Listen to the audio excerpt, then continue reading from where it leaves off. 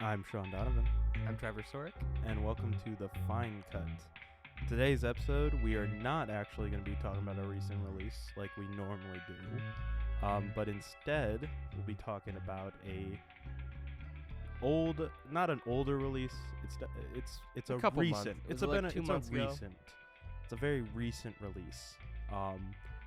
That has been released on streaming now, so more people can actually watch it. The great streaming service that is Peacock. It is Wes Anderson's 11th film, Asteroid City. That's the one we'll be talking about. So yeah, Trevor, how's it been? It's been good. Just chilling this week Yeah. for the most part. You planning on seeing Last Voyage of the Demeter or Jules, the um, two movies that have been released? well, I think we could maybe circle around to that around Halloween, at least for the Demeter movie, because it's supposed to be spooky. Oh yeah. We could do something like the 2023 horror power rankings or something like that. Be like, here's some horror movies that came out this year that you should probably watch. It's one of my favorite genres, but that one didn't really pique my interest. Yeah, too much. it is in a weird release where it's like August, where that feels more of like a late September, Mhm. mid-October release. And then Jules kind of had some Asteroid City vibes to it from the. Well, it was funny because we saw that trailer. We saw the trailer for Jules in front of Asteroid City. Yeah. And I remember just turning to you and going, what the hell is that? Like, I couldn't find anything about it. Like, we didn't even have a poster for it.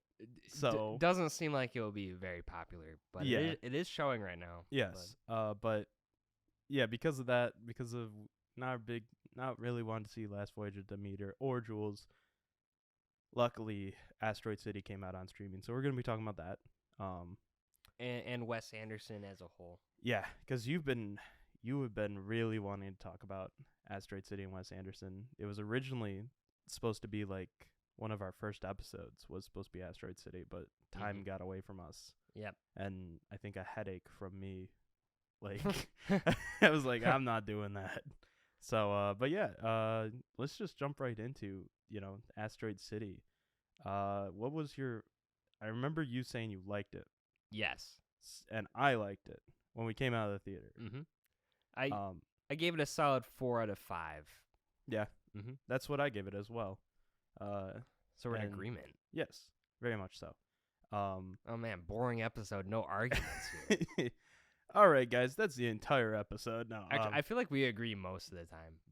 But yeah, there's some stuff. I think it's our agreements are on levels though. well, okay. Say something about the movie. I'll give you a hot take about it. The characters. Trash. No, I'm just kidding. Just this movie sucks. Wes Anderson sucks. I mean, they definitely all have the deadpan Wes Anderson delivery. oh yeah, Some people don't like that. I think it works more than it doesn't for the most part. yeah. I would agree there. Like the character, like if we're jumping right on into the whole in-depth review, with the characters, is that a lot of his characters I feel have I'm just gonna say the subtext kind of thing. It's very much like a there's a line so I just recently rewatched Asteroid City yesterday, and there's a line in it where someone said something. I can't remember who it was.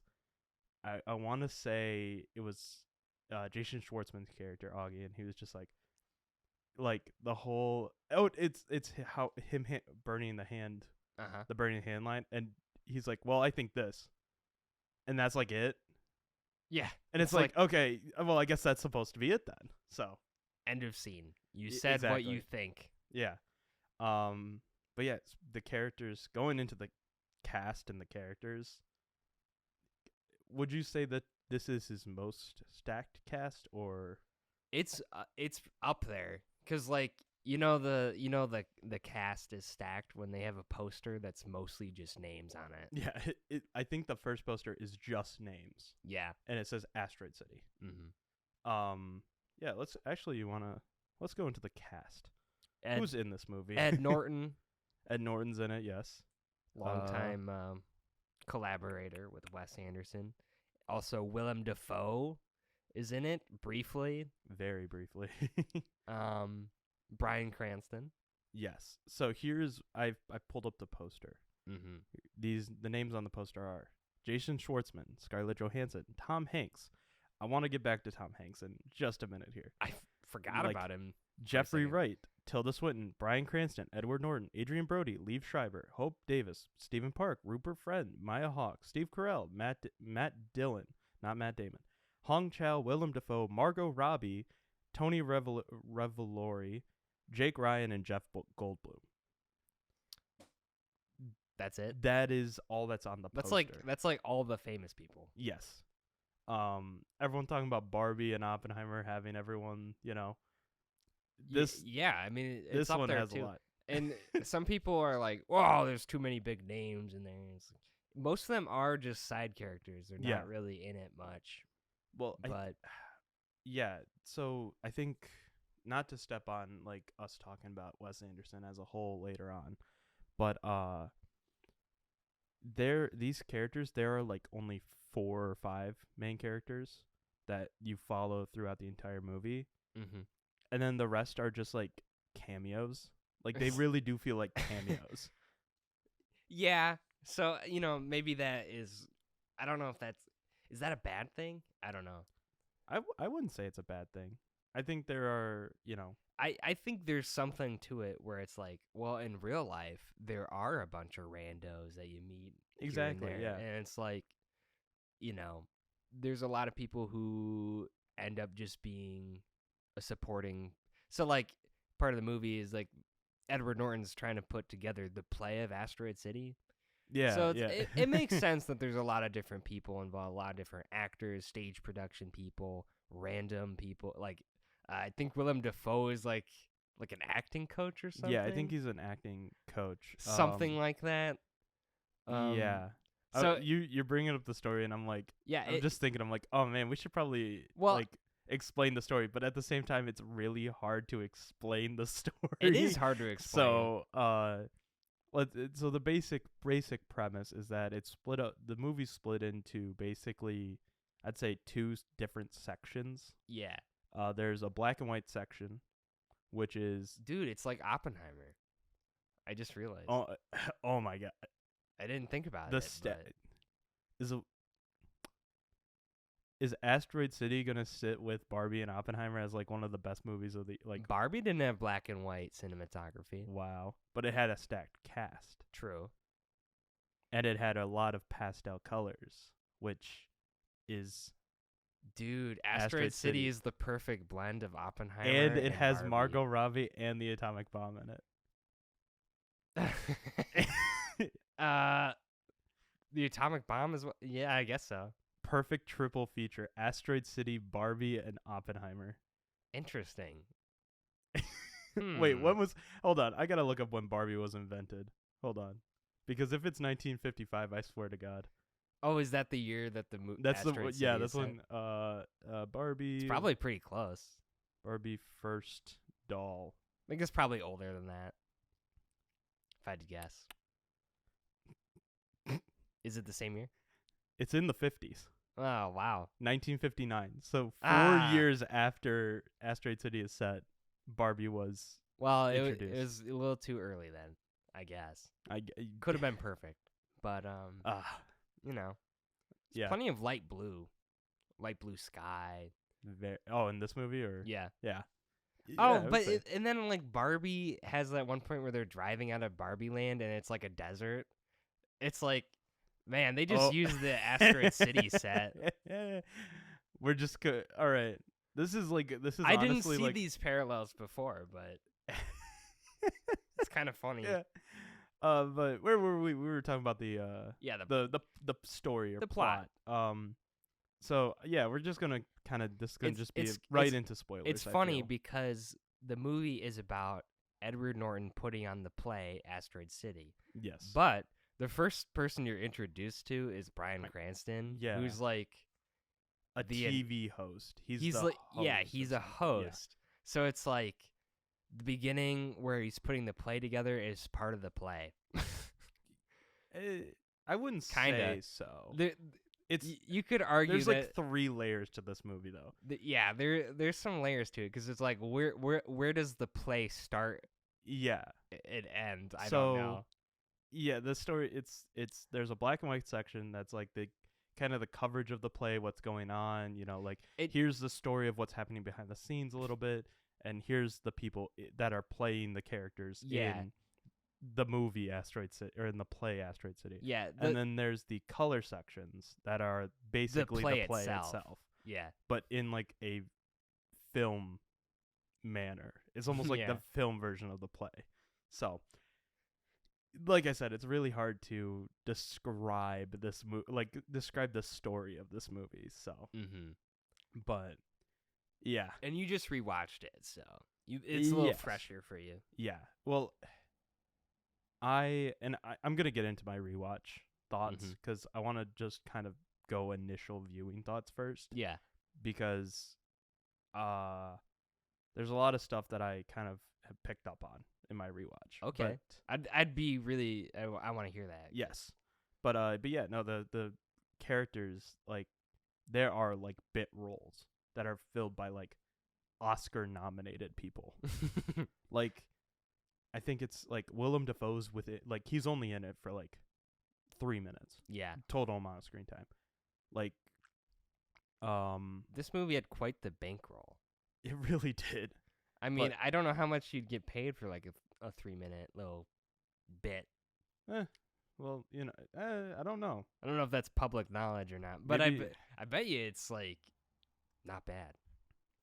But it's a Wes Anderson movie, so it's like, not like a blockbuster or anything. So it is interesting, especially with like SAG on strike it's right now. It's like the actors are in it just because they love acting. Yeah, I feel that. I feel like that, but they love deadpan delivery. Yeah. I'm saying all my thoughts. That's pretty much what podcasts are. What? I'm not deadpan. Yeah, but you're just saying your thoughts. That is true. So, but yeah, we're getting off track. But what would you say are some standouts of the like cast? If we're just kind of keeping on that cast. I mean, Jason Schwartzman is awesome. I think Tom Hanks is really good. I want to talk about Tom Hanks here in a minute. Tom Hanks, I don't think has done. He's not been in a Wes Anderson movie, but I don't know if you would agree, but he is almost a little too distracting to me. Distracting? That he's in this movie. Like he's too big time for you? No. So I feel like Wes Anderson has to have like. Take Bill Murray. Bill Murray is in every single not this one, but he's in a lot of Wes Anderson. Strangely absent. Well, it's because he got COVID. Oh, and he couldn't. Was he supposed to be Tom Hanks's character? No, he was actually supposed to be Steve Carell's character. Oh, so okay. But so yeah, Bill Murray has some weird, like, there's some weird backstory to this whole like why he's not in this, but like. They filmed like a short film about him, his character, and why he's not in the movie, but he's in like another thing. That's funny. Connected to it, so it's very convoluted, kind of like this story. But Tom Hanks just feels like, or where I was going was, Bill Murray can do that deadpan. Like, you just watch Rushmore. Yeah. Like, he is very deadpan in that movie. Royal Tenenbaums, deadpan. And that's what I feel like you've even said. A lot of his characters are deadpan, where like someone like Bill Murray can do that really well. Jason Schwartzman can do that really well. But like Tom Hanks is very much like, he's new to this Wes Anderson style. So he's uninitiated. So it felt very distracting, especially on my second watch, where I was like, oh, he's just kind of like he's kind of almost doing an impression of what people think is a Wes Anderson character. Dang, okay. Those TikToks and like Instagram videos where it's like, my day in the life of Wes Anderson. And it's always someone just sitting there reading a book, and they're like, on December 16th, I decided to do Wes Anderson. It's like, that's what it feels like to me, is like he's doing an impression of what a Wes Anderson character, or like of what an actor would be in a Wes Anderson. That's funny, because like when I was watching it, I was just like, he's good for this role because he's like a dad and he's like a grandpa. He's good. He's good in it, but it's very like distracting sometimes, for me at least. Fascinating, but I didn't think it was distracting. But anyways, yeah. Any more standouts that you have? Because I have like 2 big ones that I want to talk about. I don't know. I don't. The younger guy who played Woodrow. I was gonna say one of the 2 were most like I was gonna fib it a little bit, but one of the 2 was gonna be the kid actors in this. Yeah, some good younger people. Yeah, I think I looked them up and they're all like our age. So they're like I want 19 to 23. So I can act, Wes. Call us up. Call us up, please. I can do deadpan. Stop staring at me. Stop staring at me. What's so funny? Okay, yeah, standouts. I'm here today to talk about Wes Anderson movies. That's all I do. Boom. That's my You're not audition. getting hired on a Wes Anderson movie based on like a 5-second podcast clip. You don't know that. If you do, I will give you $20. That's it? That's it. That's on the record. Bet. But you're gonna owe me 20. So yeah, I was gonna say the young people acting was really good in this. So they're all obnoxious too because they're supposed to be like geniuses because it's like a science fair. Yeah. At Asteroid City, and they're all like, smart, like goody two shoes. They played like that memory game where they name famous people, which I think I've done before. I don't know what that says about me. It's just a memory game. Yeah. Yeah. But yeah, well, you said you had another standout. What? Did I? I thought you did. Or do you want me to go into mine? I don't know. It's tough to say because like these movies with that kind of delivery, no one's gonna have like a powerful, like emotional, like you're not gonna see something like, too crazy. Yeah. With like over the top acting, you're not gonna get a Nicolas Cage moment. You know what I mean? Mm-hmm. In a Wes Anderson movie, you might. I mean, if Bill Murray was here, you might get like a Bill Murray freak out kind of thing, but you don't get like a Nicolas Cage totally off the wall, over the top acting moment. Everyone's pretty chill. It's a very chill movie. Like no one. It very much is. Yeah. No one's shouting except for like that one part, but we'll get to that. Yeah. What I was since you the other standout that I had, and this is gonna sound like weird because she only has one scene in it, but I gotta give it to Margot Robbie. Like that scene with her and Jason Schwartzman. That scene is interesting because that scene's outside of the play. Yeah, it's outside of the play and almost outside of the show that they're producing about the play. Wait, because okay, there's a layer where they're making a show about. That's what the Bryan Cranston character is doing. Is like he's supposed to be hosting a show that's like I'd kind of showing this. Interpreted him as like not being there. Like he's like an omnipotent. Yeah. Okay. Like I can see where you're coming from. But okay, yeah, I guess that is I mean, it opens with like a camera, like there's too many layers. There really is. But like that scene with them is just. I thought Margot Robbie did a very good job. Yeah, that's basically a cameo. Yeah. Well, like her, Jeff Goldblum, Bob Balaban. Honestly, it would have been cool if their names weren't on the poster and then they just show up. I think that. Well, would that be more distracting? I don't know. Like I surprise! People are like, oh. Well, I think they get all hype. It's like before even this movie like got a poster or anything, it was announced that Margot Robbie was going to be in it. Mm-hmm.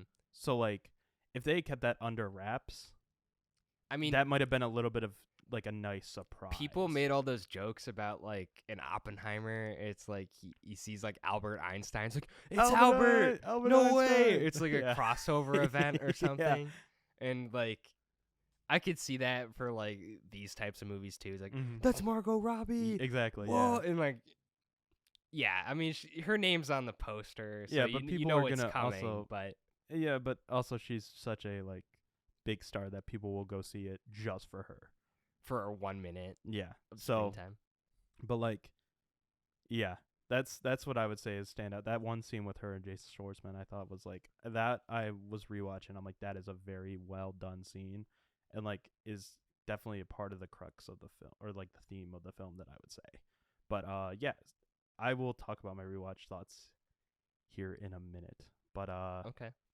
but I did want to talk to you about the Wes Anderson style of it. The style. Yes, because I don't think he's really done like a desert. I guess not.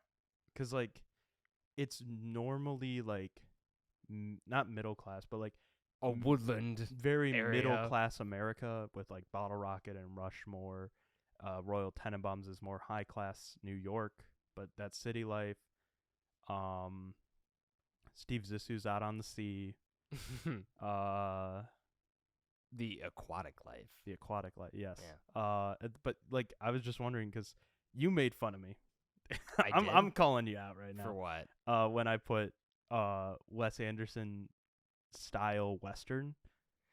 The movie didn't feel like a Western. It wasn't a Western, but There's it no definitely like stereotypical cowboy character. Well, or yeah, something. but like if Wes Anderson was to do a Western, this is what I would. It's what it would look like. It's what it would sure. look like. So that's what I was getting at. It's like it feels very like the 1950s like Western films.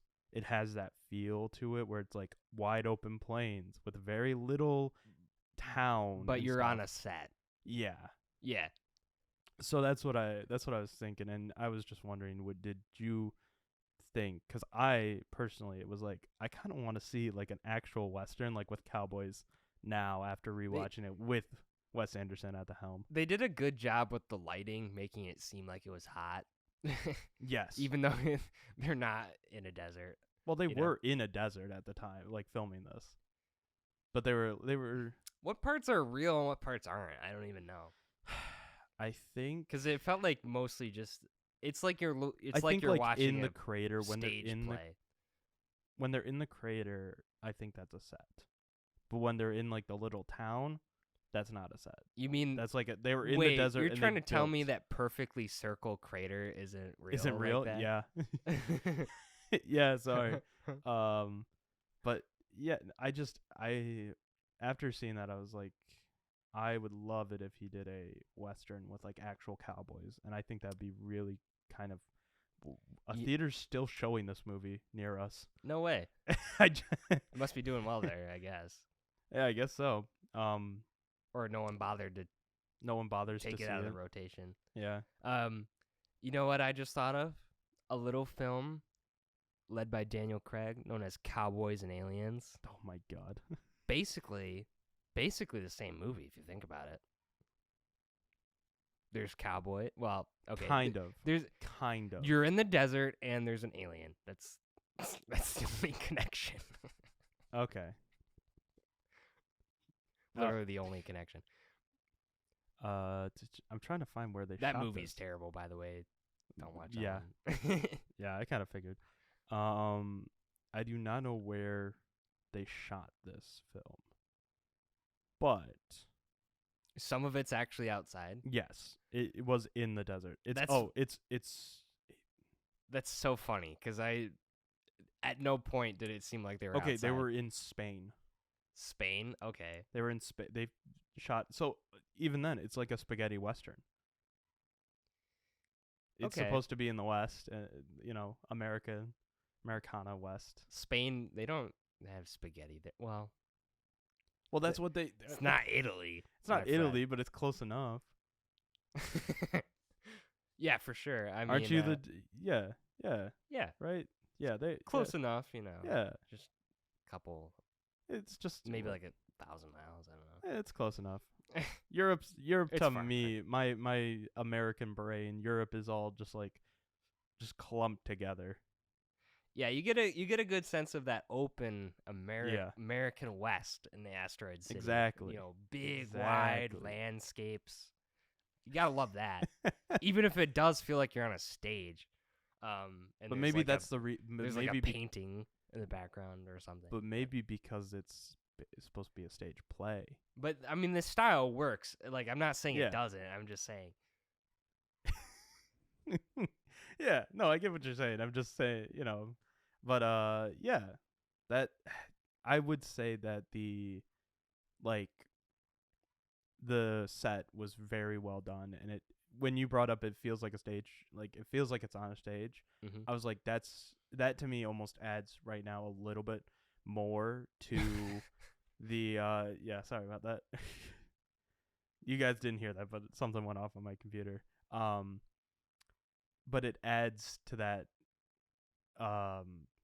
because we know it's supposed to be a stage play. Yeah, they break the fourth wall a couple times for yeah. sure. But it almost adds to that, like, okay, yeah, I'm watching a play. Yeah. So, but at the same time, I also really like that another thing that almost adds to that stage play feel is the use of stuff like the miniatures. Like, I know it's not really like, I was like, what are you talking about? And then you mentioned the train. The train at the beginning is like a miniature, and then you have like oil painted things in the background, it feels. And then you have like puppets. Like the Roadrunner in that is not a big part of the story. Isn't it at like all. claymation, or is No, it a puppet? It's a puppet. Wow. There's like videos of like a guy in a green screen suit like moving it around and like doing the little dance that he does at the end. Some crazy moves. So it definitely feels like it's that Roadrunner got moves, right? That's what you said. Yeah, that was my only review of this. Is that Roadrunner got some moves though? Like he do though. He do got some moves though.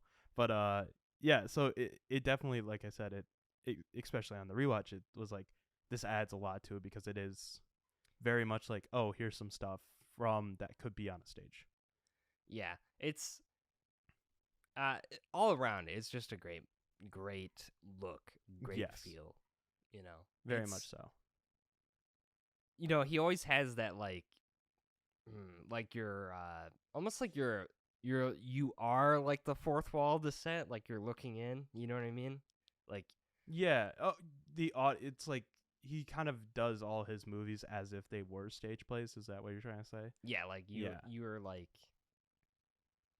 in the play somehow. Yeah. I think he's very good at that, and especially with like and to use a scene from here, but like when they're at the when they're in the crater and they're doing like their whole little asteroid day like stuff, like he shoots it from like the crowd's perspective, and it feels like you're just sitting there watching like all that go on. And so yeah, I would totally agree that like he shoots off his stuff like that, and it just adds to this one because it's supposed to be a play.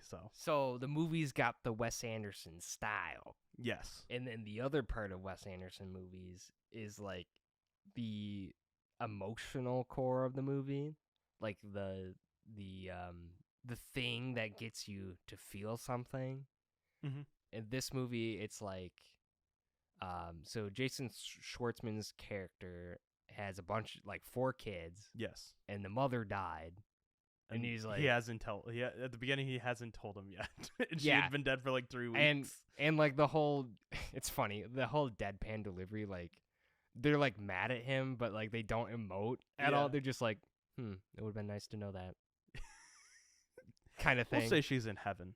Yeah. Well, you can say it. I'm not. Yeah. So, so like the whole thing is like grief is part of it, and then like the alien comes to steal the asteroid. Yeah. And that totally kind of shatters everyone's worldview. You know what I mean? Like all the people in the town have to be on lockdown now because an alien just came out of space. Do you think the pandemic happened and Wes Anderson's like writing this and it's like, you know what? How do I do this? How do I I got it. Quarantine. You say that, but it's actually interesting when you put it through that lens because like COVID happened and then everyone was locked down. You had to stay where you are. I'm sure there's plenty of people out there who are like had to quarantine with like strangers and stuff. Yeah. You know what I mean? Like depending on where you were, or like if you're not, in your home, like if you're not, like if you're traveling or something stupid like that. So like to have something like an outside force make all these people stay like in one spot is kind of interesting when you say it like that.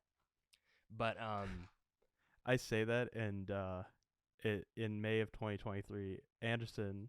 This is on the Wikipedia page for Asteroid City, by the way, where I get all my information. So, of course, in May of 2023, Anderson talked about how the COVID-19 pandemic inspired the film and its story, saying, "quote I don't think there would be a quarantine in the story if we weren't experiencing it. It wasn't deliberate. Writing is the most improvisational part of the whole process. It relies on having nothing." So yes and yes, no. yes, like Yeah. But it's like he didn't think about it, but like, oh yeah, and then he's like, yeah, okay, perfect. So that yeah. makes sense to me a whole lot. So the alien steals the asteroid, and that totally makes everyone question like their worldview, I think. And that's kind of like the point of the story. Like it definitely has a lot to say about like religion and like your place in the world. Religion is mentioned a few times, and by the end Woodrow becomes an atheist, which is kind of the beats with Woodrow is like he's coming into like being his own person. Yeah. He's also like he's the kid who's like in the science fair project too. That's why everyone's in Asteroid City is like the science fair. Yeah. Yeah. So, as I said, this is so like all over the place, but it's that's the reason they're all in the place in to begin with. But yeah, that's I think because I asked you this when we we're looking at like when I was writing some notes about this, I asked you, and I think we can talk about the ending a little bit because you're saying like, oh, it's about the themes and everything is about religion and becoming yourself, but it doesn't feel like the movie ends with all those like kind of in place, because my initial viewing, like I was like, okay, that's weird. It just kind of like ends like, and I really hope that doesn't deter people to like be like, oh, that movie sucked, like the way the movie ends. Like because it literally ends with just them leaving Asteroid City. Like everyone's gone and then they just leave. Well, okay, but that's like real life too, Oh, well, yeah, but it's the story happens and then you move on to the next thing. Yeah, I know, but like there's like Wes Anderson is very much like, I will kind of wrap up a lot of the like themes of the story. Like Royal Tenenbaums ends with the family being reunited, right? Because of the story kind of has like a bow on it. Actually, you say that, but one of the other ones that like Fantastic Mr. Fox kind of has an ambiguous ending, a little bit for me. Like the emotion with that one, the emotional story is ended, but like they're still going after Mr. Fox, right? So it's like, is that really where the story ends? I mean, that's where like but that one to me, not to say like, oh, it's a kids movie, so it has to kind of end on this like a good note, but like it very much is. Like if we were to say if Wes Anderson if like out of all his movies, that's the most like geared towards children. Mm-hmm. So I think like that's also why, because it's also based on a Roald Dahl book, who's like notorious a children's author. Yeah. And I think like that was supposed to be like, oh, it has to end on a happy ending. And because if not, it's like, oh, you're gonna like parents are gonna like it and kind of thing. But I think the emotional, but like the emotional story is the story in Fantastic Mr. Fox to me. Mm-hmm. Like, of course they're still going after Mr. Fox, but like the emotional story is the main thing that we have to look at in that movie. Where this one, it's like it, unlike Fantastic Mr. Fox, where it just kind of they both just end, but Yeah. like I said, Mr. Fox story though it ends with like a nice little bow. Sure. This is just kind of like it's like well, probably it's more ambiguous. It's probably very his most ambiguous movie. Exactly. It's his and so the way it ends anyway. That's what I would say, because like a lot of his movies end with like you just watched Life Aquatic. You told me. Yeah. And that one doesn't really end on a good note either. Like you sense that Steve Zissou, Bill Murray's character, has like an emotional realization, but and then like his team stays intact, like his team Zissou, most of it. Yeah. But most of them, it. Yes. Besides the dead members. Spoiler alert. But no. Anyway, like and then it just kind of ends. It's like, oh, okay, that ended kind of quickly, but it's like, there was like an emotional end there's to the story. Emotional catharsis or whatever of the ending. Yeah. And I think, but even then the story, it's like he still did what he was going to do for the story. And like, because it ends with the real ending is him walking towards the boat. Yeah. In like the Buckaroo Banzai ending, which I think that's the reason why it's like that. But like that to me, like him just walking to the boat, the emotional story is wrapped up. Where this is like the emotional story hasn't really wrapped up. You don't think so? I don't think so in this. I think it's up to interpretation, very much so. Well, but it feels very. I think the first layer to the onion is Jason Schwartzman's character getting over the grief of his like dead wife. Although his character, right? Yeah. He's playing a character in a play, so there's that. But his character, accepts that his wife is dead and like breaks it to the children, and then like the children slowly accept that. You know what I mean? Yeah. So there's like that layer I think is definitely wrapped up, and then like also he kind of, reconciles with Tom Hanks's character, like the grandpa, because they were kind of at odds, but then they see eye to eye more by the end. But yeah, there's definitely more than just the one layer, because then there's like the outside part is like the play itself. Yeah. No. I don't even remember what happens to Edward Norton's character, because he's the one who like wrote the play. Edward Norton's character dies. Yeah. Okay. Yeah. He dies off screen. Off screen. Yeah. It's at like the end of the thing. It's like mentioned that he's dead. He dies like 6 months into the run production of Asteroid City. Okay. But yeah. So like, what's the point of that? Like him dying? Yeah, I don't know. Like, I think it's just like that's, and it might also just be like, oh, it's a slice of life film. Like it's just different slices of life kind of thing. Because you have the brainy children, but then you have like the parents that are dealing with the children. And then you have like, there's the not the divorce, but the splitting of the director of the play and his wife, who also, shout out to Hong Chow, love her. Like she just shows up in a movie, I'm there for her. Yeah. ScarJo's character is like a washed up actress. Yeah, and like, but she's also dealing with stuff, and it's like, so it honestly might just be a slice of life film. And we're reading too much into it. And we're reading a little too much into it. Well, I mean, but I also do have, and I'll say this when we get into I think I want to quickly get into my rewatch thoughts here in a minute. But I think that might be what it's like.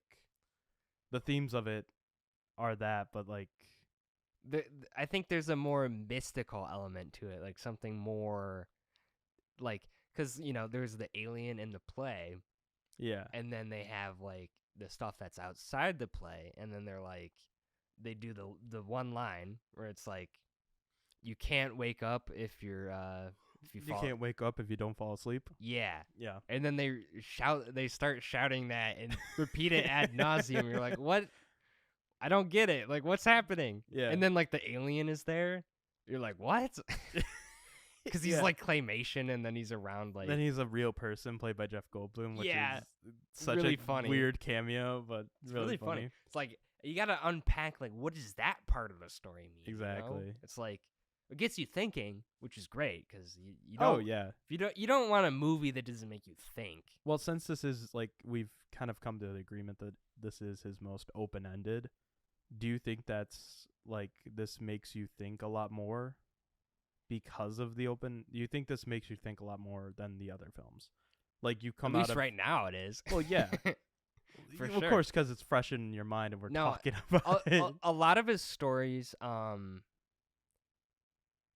use the Darjeeling Limited as an example. Yeah. One of my favorite, because like in that movie, these three brothers go on like an emotional journey to like, I don't even remember what it was like, something about like reconciling with their father or something, right? I think their it's mother. to reconcile with their mother, yeah. With their mother. So they go on like a journey, and they kind of hate each other at the end, they kind of hate each other to start, and then by the end they don't. Yeah. And they don't really accomplish their goal, like in the way they had envisioned it at first. So that's a common theme with Wes Anderson is like you set out to do something and it doesn't quite work out the way you thought it would, but you kind of just roll with it anyway. I think that's a big theme, at least in a couple of them, I think.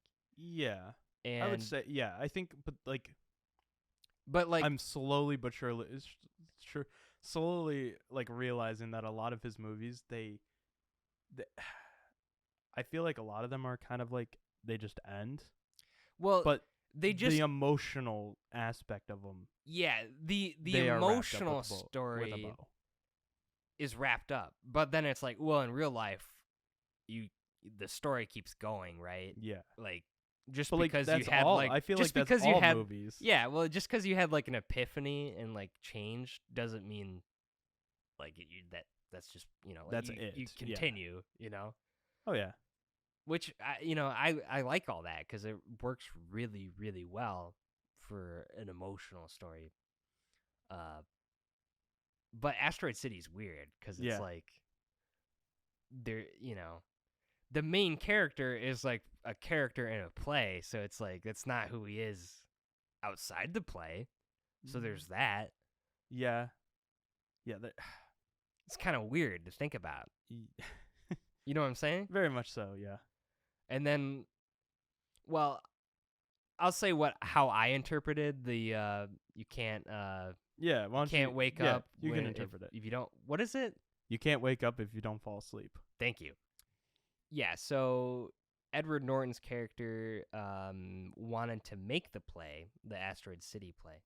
So, like, if you wake up, that means you've, like, given up on your dreams. Something like that. You know what I'm saying? Okay. Like, yeah, you have to keep your dream going. So by if you not waking up, quote unquote. So, okay, I think I see what you're saying here is what you're taking from the quote is that if you don't wake up, you can't wake up if you don't fall asleep. Mm-hmm. It's like you have to dream. Like if you fall asleep, you start your dream. Yeah.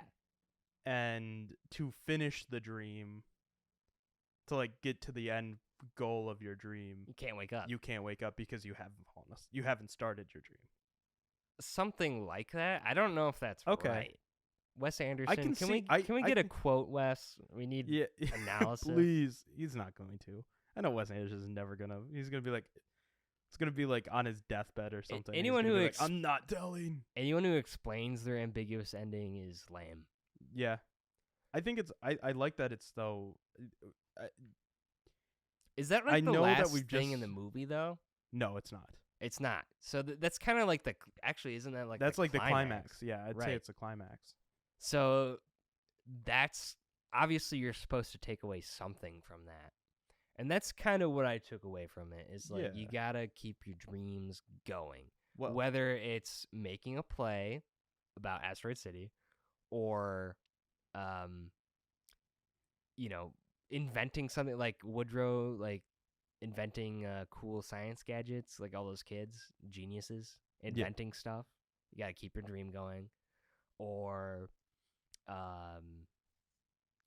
Scarlett Johansson's character is like giving up on her career in acting. Yeah. So maybe keep the dream going. And Jason Schwartzman's character is like grieving. So maybe if he keeps dreaming, he can be with his lost loved one. I don't know. Something maybe. like that. Yeah.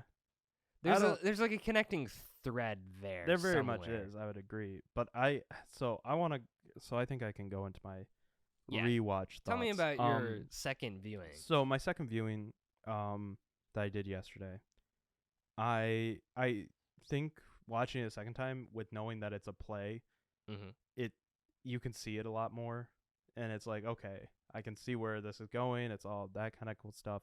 But the main thing that I was thinking about when I watched it was like, I want to figure out, because I got a text from somebody that I know. I got a text from them, and they asked me, "Do you know what Asteroid City is about? Can you explain it to me?" Yeah. And I went, I don't know if I can explain it, like over text at least. Like, here, I want to see what he actually said. Oh, okay, never mind, it's gone. I was like, honestly, I don't know if it has any like actual meaning. He's like, oh, okay. Me and my family were just wondering because we didn't know what the heck was going on. We were all confused. So I had that in my mind my second time watching it. And I was like, okay, I'm going to try to figure out what this is about. And I think there is one line that kind of sums it all up. And it's right near the end. And it's when Jason Schwartzman's character comes off stage. And he starts talking to Adrian Brody's director character, and it says he asks, "Isn't there?" I have it up right now. Yeah, quote. He goes, "Isn't there supposed to be some kind of an answer?" And then out there in the cosmic wilderness, Woodrow's line, "Oh God, it's going too fast. I can't read it." Out there in the cosmic wilderness, Woodrow's line about the meaning of life. Maybe there is one. And Adrian Brody's character goes, right. And then Schwartzman goes, well, that's my question. And he goes, I still don't understand the play. Adrian Brody goes, it doesn't matter. Just keep telling the story. You're doing him right. Right. Like, because he's not sure if he's playing the character right. Exactly. Okay. And I think that is where it is. That's where the like theme of the film is. The answer is there is no answer. Kind of, but taking into what you've said about it, I think that line with the whole like your take on the dream thing, it makes a lot of sense now to me, where it doesn't matter, just keep going. You're playing him right. Yeah, meaning it doesn't matter. You're doing your dream. Okay. So that's what I kind of take, because I was like, that line stuck out to me the second time viewing it. Yeah, that's one that like I would have paid attention to more. Yeah. If I and so wasn't overwhelmed with the 3-layer. Yeah. 3-layer dip that is this movie. Oh yeah, I was peeling back the layers just trying to find some answers, but like at those lines, I thought, I'm like, okay, it doesn't matter. You're still taking the dream in. Yeah. I'm like, this movie's definitely full of artists. Yeah. There's a lot of artists in this. And I mean, you have the film actor who can be considered an artist. You have a photographer who is an artist. You have the brainiacs, the little like science whiz kids. Yeah. That's their art. The science is the art of like the scientists. And you've got the alien who's a thief. He's an art thief. Stealing asteroids. But because it's such like an artist heavy film, that line sticks out where it's like, it doesn't matter. Just keep telling it, the story. Oh, okay. A lot of artists, talking about painters, a lot of painters make a bunch of paintings and like no one cares even a little bit about their art and then they die or whatever, and then years later, then they get some recognition. So I guess there's that kind of thing. It's yeah, I would say, but like just because you don't like in that case they didn't get any recognition, it's like they didn't waste their time or anything. Yeah, you know, like they still did something. So that's what I would say is like, you know, how I would put it is like that makes sense to me. Yeah, okay, that's how I kind of interpreted it, and I think that was like my one takeaway from the rewatch. So here's a question. So Wes Anderson, in his filmography, he's definitely got quite a bit of variety when it comes to how complex the stories are. I'd say like his last two, Asteroid City and French Dispatch, are like his most complex. Huh. You know I would say saying? Asteroid City is his most complex. And French Dispatch, I don't know if French Dispatch is his most complex though. I wouldn't say it is. I felt very confused. I'm saying it's complex and it's not my fault. Okay. You know what I mean? Yeah. The thing is though, I don't, because that movie had a lot of artists too, like a chef, yeah, a literal painter, like sculptor person. Yeah, and then the artist of the resistance, I guess. And like writing up like a manifesto type deal. It's like that's an art too. It's writing. Yeah, writing. So, literal. Huh. It's all about writing. I'd say Asteroid City. If I was to say that one of them is the one that's more complex, it would be Asteroid City. I don't know if I should just rewatch French Dispatch probably, but yeah, I don't know if French Dispatch would be like his most complex. In storytelling wise, it might be his most complex because there's some layers to it. There is a lot of layers, and so I would say, like, a movie like Bottle Rocket or Rushmore that he also directed, not nearly as layered. You know what I mean? Yeah, that is not layered at all, in my opinion. So he goes from simple to like pretty complex in his filmography. Yeah. So that's interesting. Yeah. That's interesting. It is very interesting. Even some of the stories that are not like that complex, like Royal Tannenbaums or whatever, but there's still like emotional complexity to them. That might be honestly might be like Steve Zissou. Yeah, that honestly might be it. Is like he's gone from the emotional complex to the like actually like story wise complex. Give him a few more years, he'll be like Inception levels. Yeah. Maybe Dreams within dreams. Not Asteroids. Wes Anderson Inception would be an interesting, like, honestly. Beau is Afraid just came out not that long ago. I didn't see that one, but I didn't see it either. But would you say that it's Wes Anderson? Like, Wes Anderson doing like a take on like an actual like Inception style movie would be awesome. I want to see that. Maybe actually, like Mulholland Drive. Mulholland Drive by Wes Anderson would be really funny. Ugh. It'd be a lot less creepy, probably. Maybe. Or like pastel creepy.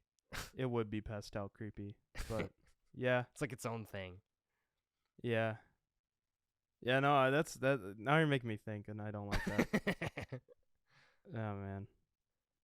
Wes Anderson would probably be insanely good at like a horror film. Well, there's that SNL sketch. That's like Wes Anderson horror. I would kind of like to see his. It played like the total like Moonrise Kingdom kind of lighthearted style. Like I would pay to see a Wes Anderson. Hi, I am the murderer. Yeah. Like, oh man. I think that's Edward Norton. It was Ed Norton. But yeah. No, I would say like this one, because I think we should get to the rankings here. Yeah. Yeah, my final thoughts of Asteroid City would probably be like, it is his most complex film, but I think like it also has that emotional, it has the emotional complexity that he has in everything else, as well as the story is very complex. And I think it's with the repeat viewings, it helps a lot.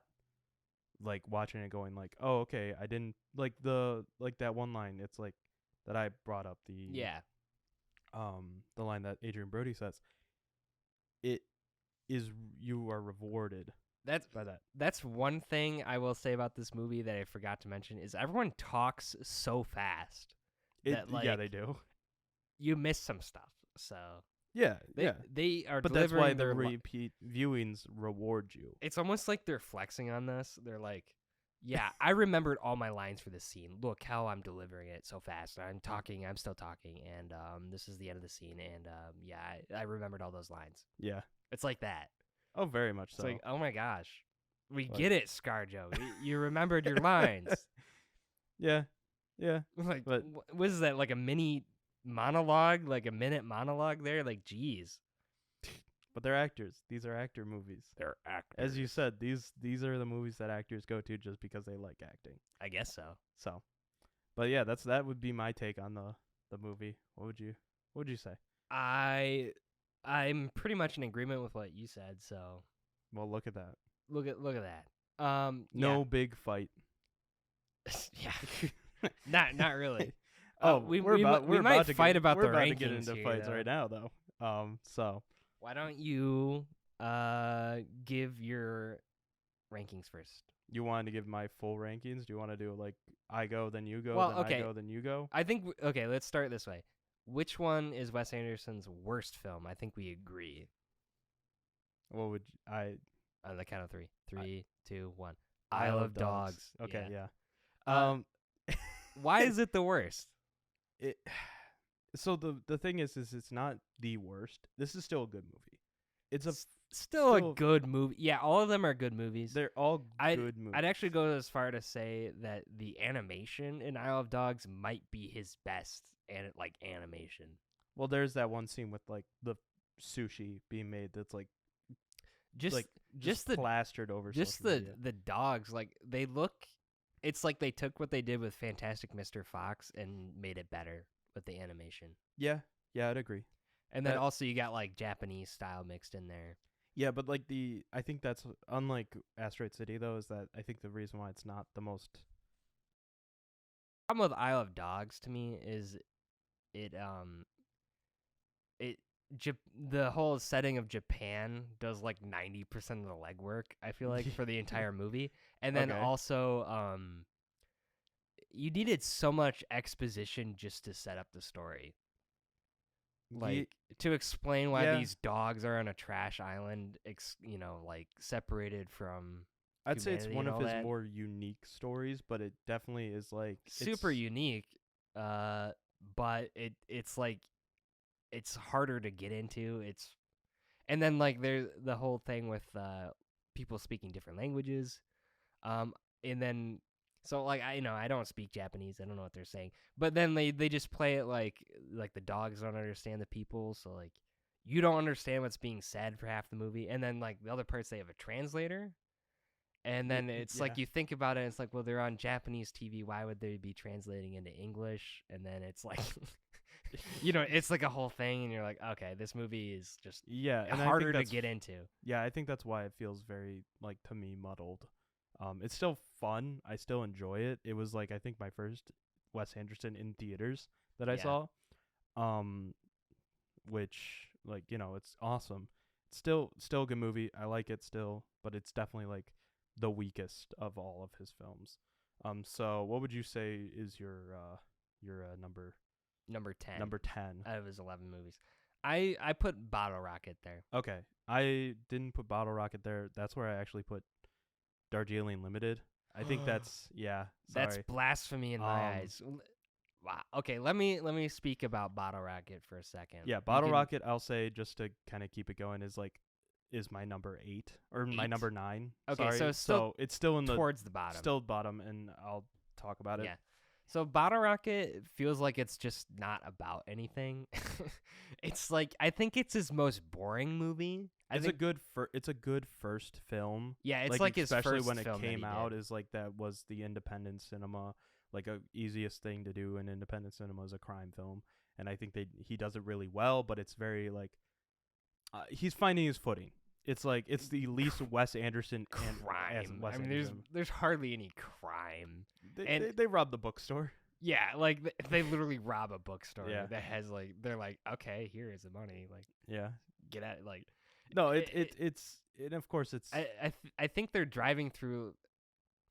I guess it's the American Southwest or something, like Kansas, Texas or something. Yes, It's I just think like so. they're in like the plains, and there's just like no features in the horizon, or like northern Mexico or something. Yeah, it's very much is like it's like there's nothing to look at in the background. They spend most of their time at a motel. So, and then yeah. also I think Owen and Luke Wilson are playing two different who aren't brothers. Yeah, and they it's like should have made them brothers or something. They're so obviously brothers. Just make them the characters' brothers. Like, don't try to. They both have like the same voice, like similar voice. It's like it's very much like a. Don't try to tell me they're not brothers. Yeah, it's very much a like freshman. Like it's a very much a freshman film of like, oh, this is good. It's But like looking at it in the wide scale of like all of his films, it's very much like one of the weaker films in my opinion. So, but so that's at number 8 for me. What's at your number? Or no, number 9 for me. I have Bottle Rocket 9. What's your number 9? Oh, okay, that's where I put Rushmore. Okay, I put Rushmore at. I'm gonna do some quick 9, 10. 8. That's my number 8. Okay, so kind of in agreement there. So Rushmore, has a young Jason Schwartzman as Max, right? Is that correct? Oh wait, no, Rushmore is my number 7. Sorry. Yeah. So Max in that movie is just like the most hateable protagonist ever. He's such a jerk. Yeah, but he's also very like I think that's another genius part about Wes Anderson is that like you can see the sprinkles without like to come in his first 2-3 films, and I think having like a kind of a hateable protagonist works really well in this sense because you do end up loving him, in my opinion. I didn't have that experience. I do like him as a protagonist in this movie, and so, but like you look at Grand Budapest Hotel, like that has a guy that's like he's definitely wrong, but he definitely isn't he isn't good. He isn't like a good character. In the sense, and like Steve Zissou, he's not good. He does some stuff that's kind of shitty. I feel like Max and Rushmore is like actively like trying to ruin people's lives and stuff. Because he kind of is. He gets like jealous of, Bill Murray, kind of winning over the woman in the film. I forget her name. I don't know. I don't. Yeah. But because. Yeah, he fell in love with a woman who's like way older than him. Yeah. And he's like, but he's like, he doesn't understand that he's like a kid. Mm-hmm. He definitely looked older than 15 in that movie. He's probably like 20. Yeah, he was like, well, no, he was like 19 when he filmed it. Yeah, so, he didn't pass for 15 in that movie, but anyway, yeah. Like, that movie is like he's spreading himself too thin, he's in like every club ever, and is like the founder of half of them. And yet he's the shittiest student, like the worst student ever. Yeah. So I like Rushmore. Like I said, it's at my number. Kind of made me think of some of like in school, probably like some of the like dumb episodes I had where like I try to be a smarty pants or something. So it made me think about that, and it was like, I can see why people don't like people like that. Yeah. So Rushmore was at my let me do what was that 11, 10, 9, 8, 7. I guess by the end of the movie he's like 10% less of a jerk. So that's like his character arc. Yeah. So that was your number. That was number 9 for me. That was number 9. What was your number 8? So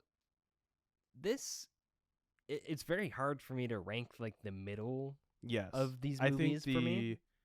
I think the middle from 8 to about 5 are very hard to rank. In my opinion. And depending on your mood and like rewatching them, that might change too. Yeah. Here is where I put The French Dispatch. Okay. So, I put The French Dispatch at number 3. So. Ooh. Okay. Yeah, so you liked it quite a bit more, but like it being at 8 for me, it's not because it was bad. It was just because like I didn't get anything out of it. Like most of his movies, I feel like I get something out of it, like an emotional, like I kind of think about either myself or something. Mm-hmm. Like French Dispatch didn't really do that for me. It was kind of like a series of, the newspaper being the connecting thread with the stories, but like pretty much unrelated stories. And I felt like it didn't like go anywhere. You know what I mean? It's like one of those things where like the stories have nothing to do with each other, but like maybe the point of the stories does, but I couldn't get what the point was. You know what I mean? Yeah, it's to me, it's just it's a good anthology film that I think has multiple things in it that just to work. Multiple things going on, but like what makes you like it enough to put it at 3? I would say I think I love journalism movies as well, so like that just kind of adds to it. But I think the small vignettes or the 3 stories, they all work very well, and it's like the going back to like the whole artist thing. It's like that, that to me is. I love how that movie is about writing. Yeah, it's like the movie is like writers writing about writing, and like put to like a movie format. So that makes it interesting. I'm not a writer per se. Yeah. So maybe I just don't get it. But like, I mean, I'm not that much of a writer, so I don't know. It just works for me, and I really enjoy it. And it being at 8 is like it. All the movies like 8 and above, I'd say are 4 stars or better easily. Yeah. Because even Rushmore I had at 4. I had Bottle Rocket at 4. Mm-hmm. Like all of Wes Anderson's movies are pretty good. They're all good. They're all solid films. Just Isle of Dogs is like the least accessible one for like you have to get like it's hardest to get into. But French Dispatch was still good. Oh yeah. I just feel like I didn't get it. That's understandable. I would say so. Yeah, that was your number 8. 8. My number 8 was Moonrise Kingdom. So we got kind of an inverse thing. I had Moonrise Kingdom at 4. At 4, okay. We're kind of inverse on those two. I really wanted to rewatch it. Yeah. But I just didn't have enough time. But like that was the one that I was like, I need to rewatch it because I know a lot of people love this. I haven't seen it in a long time. Don't know if I do. So, but yeah, it's still, from what I remember, it's very fun. I think it's a good, and I mean, I looked at the runtime and it's like it's a nice slim 90, like 3 minutes. Mm-hmm. And it's definitely a like preteen love story, and it has some good performances from what like with even the kid actors are really good in it. Yeah, you got Edward Norton. I think that's his first film with Wes Anderson. Mm-hmm. That's awesome. Harvey Keitel's in it, which is odd. Jason Schwartzman playing Cousin Ben's really good. But like is Bruce Willis in that movie? Yes, Bruce Willis is also in that movie. So but it feels like he's almost like Tom Hanks for me in Asteroid City, where it's like he doesn't really. Tom Hanks does it better, but Bruce Willis just kind of feels like, out of place. He's not a routine Wes Anderson actor. Yeah, he feels very out of place for it. I don't know. I really liked Moonrise Kingdom because I felt like it the whole coming of age young adult thing growing up, those stories always really connect with me. Yeah. For whatever reason. I don't know, maybe I can relate to them.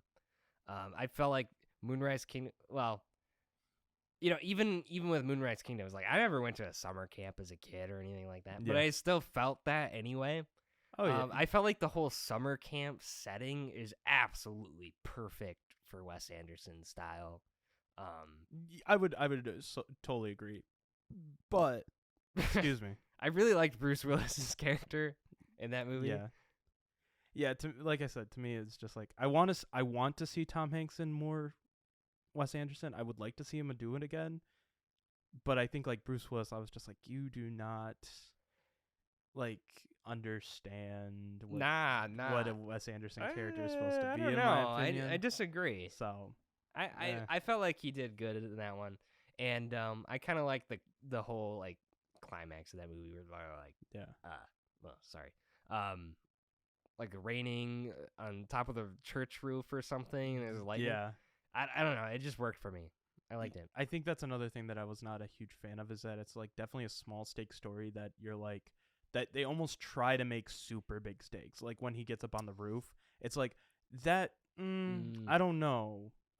Like it's very much a small stakes film, and just those to kind add of stories in, like, always have something like that, though. yeah, but Like it's just a coming of age story. A coming of age story where someone doesn't almost die. Is that even a coming of age story? Yeah, that's true. That's true. You But, need like, someone to almost I don't know. die. Just like it definitely feels out like him getting up on the roof and it's raining and it's like it's this huge action set piece. And again, I might need to just rewatch it. I think you should. For right rewatch now, that's where it's in at. So that's my 8. What's your 7? Because I said mine was Rushmore. That's actually where I put Asteroid City. Okay, Asteroid City was my number 5. So so I think you might have gotten the sense, listeners, us talking about Asteroid City is like, it was kind of harder to understand than Wes Anderson usually is because there's a couple extra layers. It also might be because I rewatched it. That's why it might be on my number 5. But I thought the complex. I think we can kind of brush past Asteroid City since we talked about it so much. Yeah, I'll just say that I felt like it was like a little bit harder to connect like with the emotional bit. Yeah. Versus the movies I have higher on the list. Okay. Yeah. Like I said, it might be because I have like the recency rewatch bias. Yeah. But I think like that worked really. It works really well. What was your 7? Mine was Rushmore. Rushmore was 7. But my number 6. I don't know if you have it at number 6. Maybe this is because I'm like looking at it. I'm like I don't. I already know mine is different. Yours is way different. Probably. Okay, I think I know what your number 6 is now. Is it Life Aquatic? It is a Life Aquatic. Yep, there it is. Okay, to be fair, I have not seen Grand Budapest Hotel or Moonrise Kingdom in a very long time. Okay. So I don't know, because I just watched Life Aquatic. Okay, yeah. And I really liked it. Yeah. But I don't even know. How should I? Now I do wonder because my number 6 is the Royal Tenenbaums. Okay. So Royal Tenenbaums is like my number 1. Yeah, so we both have our number 1s. Like each other's number 1 is at the other's number 6. That just shows you the depth of Wes Anderson. Yeah, so Life Aquatic's my number 1. Royal Tenenbaums your number 1 then? Yeah. All right, yeah, we're just spoiling it right now. But the Life Aquatic did such Bill Murray's great in that movie. Owen Wilson's great. His fake Kentucky accent was just awful, though. I don't know what Kentucky people sound like, but like I it's thought it not was that. I liked it. It's charming. Okay. I like the story. It gets kind of a little convoluted in there, but like you can tell that it's because Wes Anderson is like a Jacques Cousteau fan or something. Yeah. Because like in Rushmore, he's reading the Jacques Cousteau book from the library. Yep. So like he clearly just is a fan of the real life Jacques Cousteau. Great person to kind of base a fictional character around. Yeah, I'm gonna hold off until we get to it because I think the wildlife was like whimsical but like not scientifically accurate. Well, I think like I'm gonna hold off on talking about Life Aquatic because I want to talk about Life Aquatic at the end when we get. Okay, you can sell your number 1. I'll sell my number 1. You can sell your number 1 when we get there. But Royal Tenenbaums is my number 6. Number 6. It's a good family drama. It's a good family dramedy even. I very much enjoy it, but there's some stuff that I'm like, it feels too like there's some characters in there that are just like, oh, they're here, like the Bill Murray and Danny Glover characters, like they're definitely side characters, but like they're touted as like here's the main cast, and it's like, and then you have that might just be a problem with Wes Anderson movies in general. Like someone might get top billing that's doesn't have the most lines. I think like after Royal Tenenbaums, he figures it out where it's like I'm gonna have 3 or 4 main characters. But then I'm going to have, like, stacked casts below them and supporting roles. And it feels like here, the stacked cast, everyone wants, like, the big piece of the pie. And it's like, you can't have it because, like, the cast it's Gene Hackman. Great Gene Hackman performance. I love that performance by him. It really should have been his last one and not fucking Welcome to Mooseport with Ray Romano. No comment. What do you like? Welcome to No, Mooseport? I've never heard of it until this second. So, but like Gene Hackman's great, but then you have the kids, which are Ben Stiller, Gwyneth Paltrow, and Luke Wilson, and then you also add in the Owen Wilson friend character, and then the mom and with Angelica Houston, and then Bill Murray, Danny Glover. It's just like it's so packed, and I love all the characters, but like they feel like some are underutilized, where some are. Here's a very important thing for me, because I had it at number 1, right? Mm-hmm. I think that was my introduction to Wes Anderson. That's fair. That's very fair. So I might be biased. Okay. And even then I was kind of debating which, honestly, top 5 might be interchangeable for me. Or even, man, they're all so good. Yeah. I think I'll say this. I think from 2 to about 8, those could be interchangeable for me. I kind of feel that way too. So, but yeah. So, what was your number 5? Grand Budapest Hotel. Okay, that was my number 4. Yeah, so we're pretty close on that. We're pretty close, yeah. So that one's, it's hard for me to remember, but like that one's kind of like set in backdrop of World War II. Yes, or might be World War One. I want to, yeah, one of the two, one of the 2 World Wars, and then the hotel, manager? Yes, is like the main guy, and the bellboy is like the other one. Yeah. Right? Yep. Zero and Mustafa. Kind of forget the plot of that one, to be honest. It's it basically, or sorry, not Mustafa. That one, Gustav. Yeah. Gustav, Monsieur Gustav, and Zero are like the Ray Fiennes character. Gustav is like on the run from the police, and because they think that he personally killed an old lady to get her money, but it's not. But like right. That, but it's still like a really good story. That's Willem Dafoe on the motorcycle. Willem Dafoe on the motorcycle, and his death is really funny in that. Like really, he's like really intimidating, and then he just like drives off the cliff. Yeah, he's like and then like adds a little scream in there. But no, I think I just like it a little bit more. So that's why it's that number 4 for me. I think my main gripe with that one is just like it's so chill and like not bombastic or loud or anything, so you kind of fall asleep watching it. Yeah.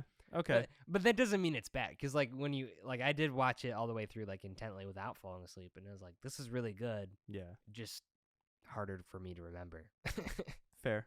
Honestly, right now I'd probably switch my ranking and put Life Aquatic above it, but okay. Yeah. I Life Aquatic's above it because it's I love Grand Budapest Hotel. Grand Budapest Hotel is it's one of those almost like modern classics that I feel like we will be talking about it for a while. Mm-hmm. Like it's going to be regarded as one of the best films of the 21st century. You think so? Like at least maybe top 100, top 1,000. Dang. Okay. So, or top 500 even. But yeah, no, Grand Budapest for me is at 4. Asteroid City is at 5. What's your number 4? 4 is where I put Moonrise Kingdom. Oh yes, and we've already talked about Moonrise Kingdom. So, number 3 is for me, French Dispatch. 3 for you is Darjeeling Limited, which you had very low on your list. I had it. Disappointed. I had it at 10. Yes. Darjeeling Limited is great because it's about kind of nothing, because like they're just kind of going on this emotional journey. But I think I like a story where it's like you're going on an emotional journey. Like the train is literally the thing that is driving the story. It's moving. It's like you're going on a destination. They get lost for a while in like India. That's funny. I do enjoy it, and that's why I say like I all these movies are good movies. Yes. In all honesty, they're like, even though that's low on the list, doesn't mean it's a bad movie at all. But for me, like Darjeeling Limited, it's this weird, because I'll say my take quickly on Life Aquatic, or my basic like one-line take is that it is the perfect Wes Anderson movie for me. And where Darjeeling Limited, and I'll say the reason why Life Aquatic's the perfect one. Mm-hmm.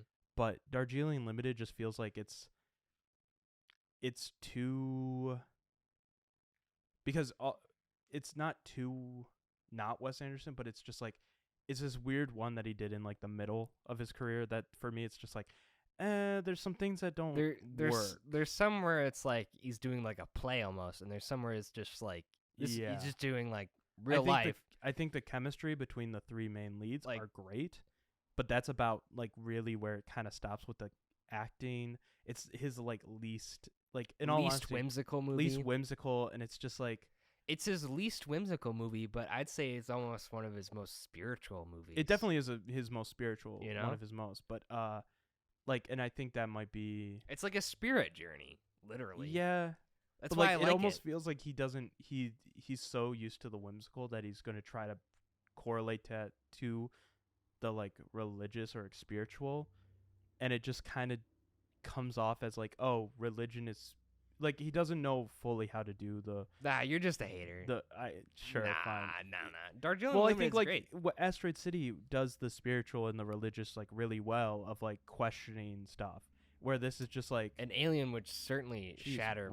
Everyone's just flying over our podcast. You're wanted by the. Yeah, that's actually the police helicopter out there right now. Yeah, no, it's just like I think Asteroid City with like its spiritual context is very like that's how you're supposed to do it, where this is very much like we're going on a trip, but actually it's like a Wes Anderson character going, it's like I'm religious now, like it's very like they speak the subtext in. No, it's like we're all going to the same destination, we kind of hate each other, but then it's like a spiritual journey, they all have like a change of heart. Okay. Like literally as they get closer to their destination. I don't know. It works for me, man. All right. Really well. That's fair. But that means that our number 2 is the same with Fantastic Mr. Fox. Okay, yeah. We both agree. Which is odd because the two that might be saying Fantastic, something. The two animated ones are Fantastic Mr. Fox could have been number 1 for me. It really is like one of those movies that's like this can be number 1, but like Life Aquatic to me is so number 1. It's so good. And as I alluded to earlier, I kind of didn't like the ending. It ends on like an emotional catharsis. Like they're all a family now. They're all together. They're all cool in the grocery store. But it's like there's still people after them who want to kill Mr. Fox. So it's like I feel like they just ended it there because that's where the emotional story ended. And it's like if you continued the actual story any further, it'd be like, well, we'd get to see Mr. Fox die. It'd be too long. That's maybe a little bit too long, but also Mr. Fox would be like many bullet holes. Yeah. No, yeah. You can't have that in a kid movie. They already shot his tail off. Yeah. Fantastic Mr. Fox, I think, is just a very fun, very enjoyable movie. And it's one of his most like family friendly movies that you can show everyone and like have a great time with. And I think that's why it makes it one of his best. It's really good emotional. The whole thing where it's like we're wild animals who can't change. Yeah. And they're literally wild animals. It's like, okay. But like it works, man. It just works. Yeah. And maybe his animation, claymation, whatever, is not as refined as. But it works. Later almost. with it like works a lot. For Isle this film. Isle of Dogs. You really refined it, I think. But I think it works though for this, where it's almost like it feels like a kid. It's like, and of course I said it's not. I'm not using the excuse of like it's a kids movie, but like it feels very like, it feels like it's kind of a children's book where it's like the art's not it's based on a kid's book. Yeah, so. The art's not like it's not perfect drawings. And they still make a claymation fake as heck looking fox like getting all emotional. It's like, man, I'm getting emotional. Yeah. It's like this is like a claymation that's making me emotional. I will say it is weird that like this movie like he never has worked with George Clooney or Meryl Streep again. Maybe he should. And it's like, them two are actually really good in this movie. They did fantastic. They really did fantastic. But, yeah, everyone's seen Fantastic Mr. Fox. It's a lot of people's favorite Wes Anderson movie, and I can see why. It's up there, man. Yeah, it is very good. But yeah, number one, I think we've already gone over number one. I said Royal Tenenbaums. My whole thing is just like it was probably the first Wes Anderson movie I saw, and the juxtaposing like really colorful, bright, warm colors with like kind of a sad undertone. Yeah. I mean, Luke Wilson's character attempts suicide towards that is probably the most darkest Wes Anderson has ever gotten. That I think that's why it hit me so different. It's like it's really like he doesn't usually tell stories like that, like, that dark. Yeah. And just for it to get that dark, but also like they come out the other side and it's not the ending is happy. It ends on a good note. Yeah. It's like that is... Even with the death of Royal. Well, yeah, he was old, right? Yeah. So, like, I don't know. It kind of reminds me of that song by the Shins. I don't know if you've ever seen the music video. It's probably based on the Royal Tenenbaums, honestly, because the music video is like... Okay. You'll have to show it The to music me. video is like the father figure in the family died or whatever, but like as a last... Like... the children get together to, what's the word? Mourn? No, when someone dies, they have like the will. So they get together for like the will reading or whatever. Oh, is it the Simple Song video? Yeah, and they're in the old house. Yeah, no, I know. You see the parallels now? Yeah, definitely. It's probably based on that movie. Maybe. Wait, when did Simple Song come out? That's the question. Because if Simple can't be older than 2009, right? Simple Song, but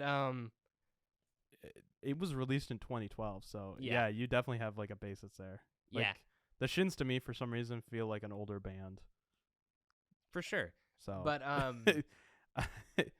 so that is similar. The music video is literally this. If you want to watch like a 3-minute version of the movie, there you go. Oh, I know why the Shins feel. Okay, sorry, I just now realized why the Shins feel old to me is because they've been around forever. They've been around since 1996, and then they had a 5-year hiatus before they released Simple Song. Yeah. So, yeah. Yeah. Okay. So like that kind of idea, I think works pretty solid as like, emotional movie where people are at odds and then they come together. It's just simple. It works. It's like a simple song. Yeah. Look at that. Perfect. Ties together. Yeah, no, like I said, I love Royal Tenenbaums, and I think that's actually a really good read on that film. But to me, Life Aquatic being number one, for me, I get it. It is. I just watched it. I get it. It is the perfect Wes Anderson, which is weird because it is his like commercial failure. It's his failure. It's the only one on Rotten Tomatoes. Really? Yeah, it is. Like, I think it's of course, like now it's like box office flops or mean a whole different thing. But like at the time, it was a box office flop, I want to say. So like, it definitely felt like kind of like I don't want to say directionless, but like it was like, all right, this is kind of going like I said, he does that thing where sometimes the main character doesn't reach his goal. Yeah. That one, it feels like he went super far off his goal. You know what I mean? But yes. But the part where they're in the submarine and he sees the jaguar shark and and they all put he gets emotional and they all put their hands. That might be one of the best things he's done. Yeah, and that's why I think it's when I said it's the perfect Wes Anderson film. Is the reason why I say it's a perfect Wes Anderson film is because it has all the Wes Anderson traits from the old and the new Wes Anderson. It's like it's almost like a perfect middle ground for me because honestly, there's a lot of new Wes Anderson stuff. Like even though I love the movies that he's kind of released, I mean I have his two most recent ones in the top 5.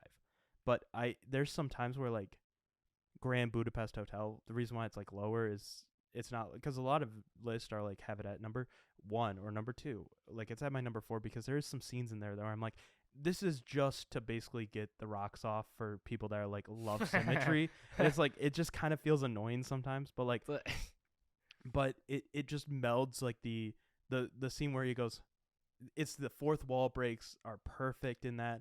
There's use of like stop motion, which we would end up seeing with Isle of Dogs and Fantastic Mr. Fox.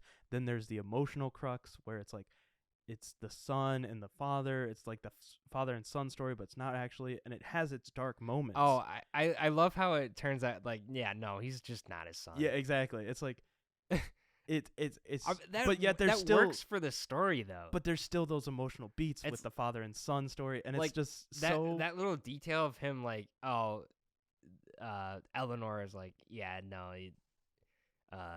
Steve shoots blanks. You can't be his son. Yeah, exactly. It was like that actually, just that little detail works a lot because it's like he's trying to be a father figure to someone who's not even his son. Exactly. Like, but like, and then even they didn't know that either. This cast is like very stacked, but I think after Royal Tenenbaums, he finally figured out like, okay, I need to have actors that are not like need top billing, but they will go 110% in this. Like Willem Dafoe's character in that, like he is not top billed, but he gives it like his all for that role of Klaus. I think his name is Klaus. I want to say his name in the movie is Klaus. Yes, yeah, like he's so.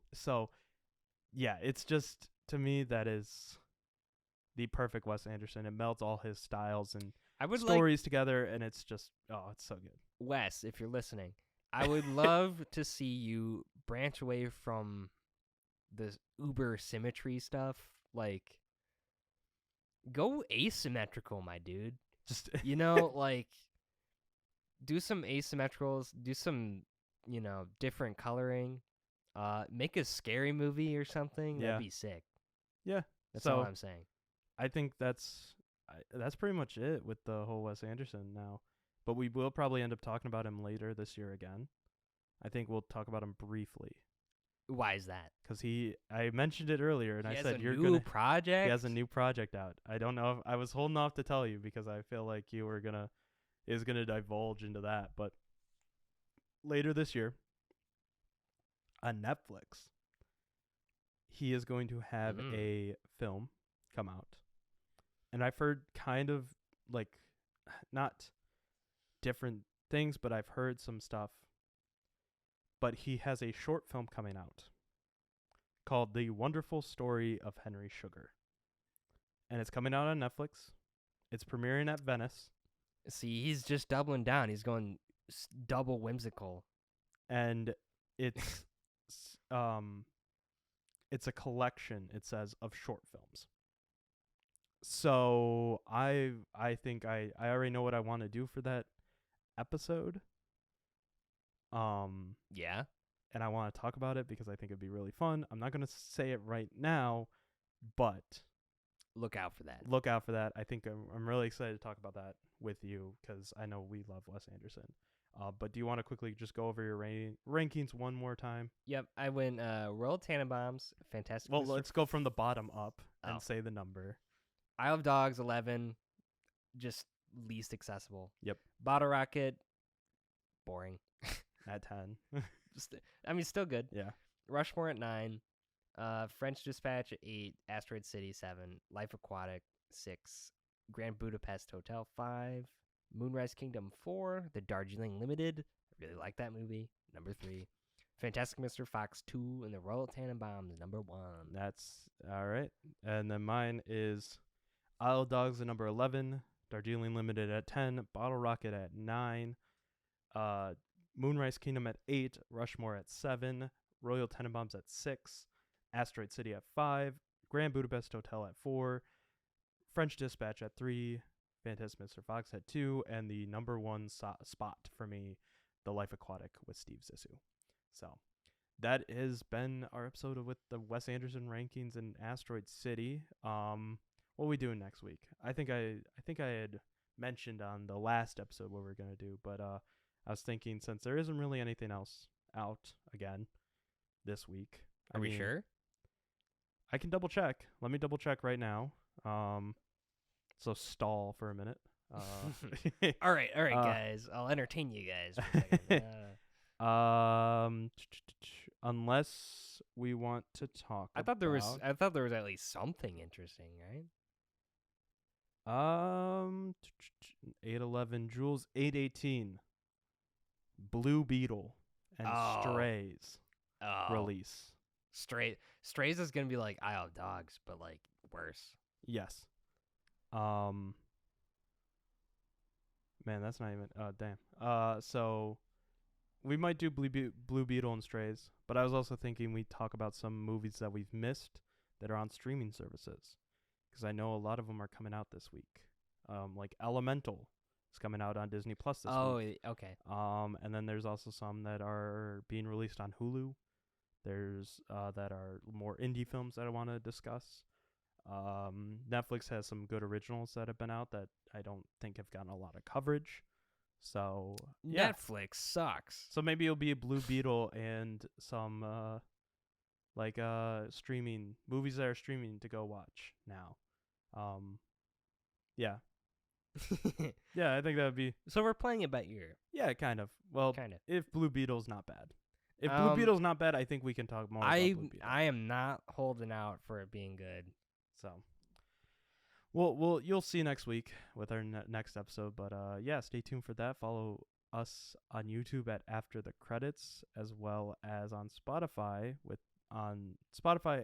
for the Fine Cut. That's where you can find this show, Spotify. You can follow me on Letterboxd at _filmworker_. Trevor. Trevzilla, Letterboxd. You already know. You still working on those other social media platforms? Yeah, we'll get around to that. Yeah. Well, yeah. But yeah, go follow us. You gotta build up interest. Definitely. But drop some comments. I yeah. guess. Yeah, we drop some comments if you like our takes. What would you rank? Yeah, what's your rankings, guys? You can send it to put it in the comments, or wherever. We will actually reply to you guys. Definitely. So yeah. See you next week for maybe Blue Beetle. We'll see you next week for a smorgasbord of whatever. Yes. So, all right. Bye, guys. Bye.